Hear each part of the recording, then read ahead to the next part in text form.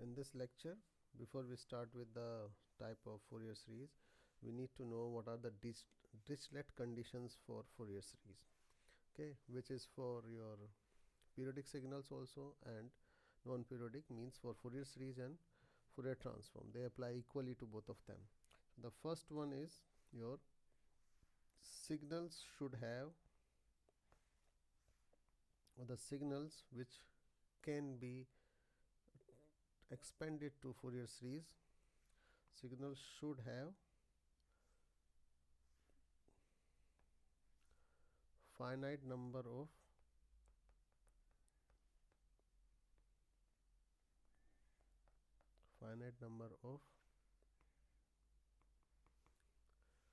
maxima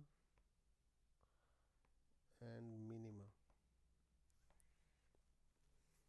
over the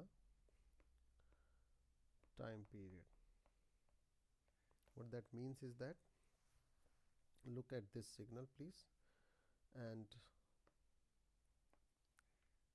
t x of t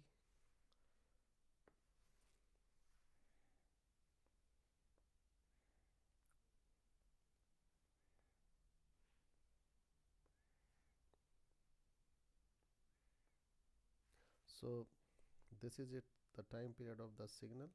Looking at it, it's a periodic signal, whatever the amplitude is, let's say amplitude is a.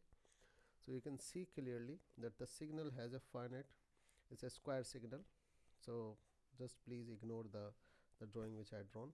So this is the time period, and over this particular time period it has one maxima and one minima. Okay, so that's why we can say it has finite maxima or minima.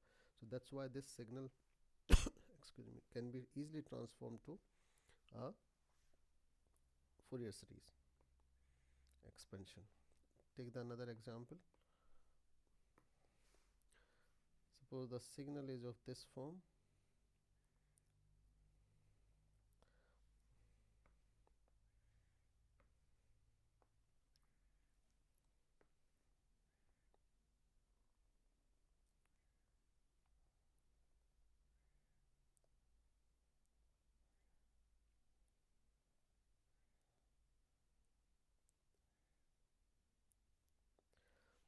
Remember, they are of same kind of amplitude, so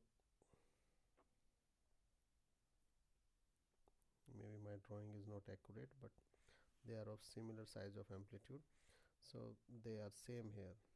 Okay, so but you can see clearly over a particular time period, if I look at this time, they don't have a finite number of maxima or minima. Even if I look at it like that, it's varying. So that's why this signal cannot be easily transformed to a Fourier series expansion. Then second one is finite number of discontinuities over the range. It must have finite number of discontinuities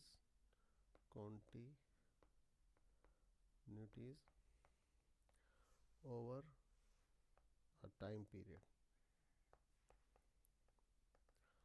What that means, looking at these two signals again, so discontinuities means when the signal change from one polarity to another. So you can see here this signal now going from positive to negative, and here it's going from negative to positive. So discontinuity means it's not continuous during that particular time period, so it changed its polarity here. It looks like a continuous time signal, but it is not continuous, so it must have a finite number of discontinuities over a time period. Third is should be absolutely integrable.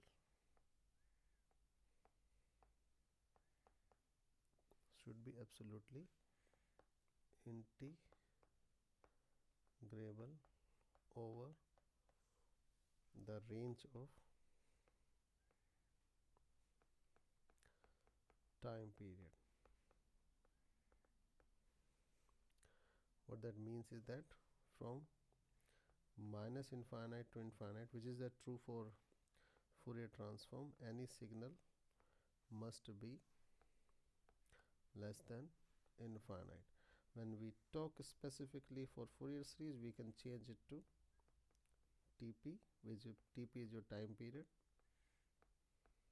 Dt must be less than this for basically Fourier series. So these are the three properties of Dirichlet which a signal needs to have in order for it to be transformed, maybe using Fourier series or maybe Fourier transform. Thank you.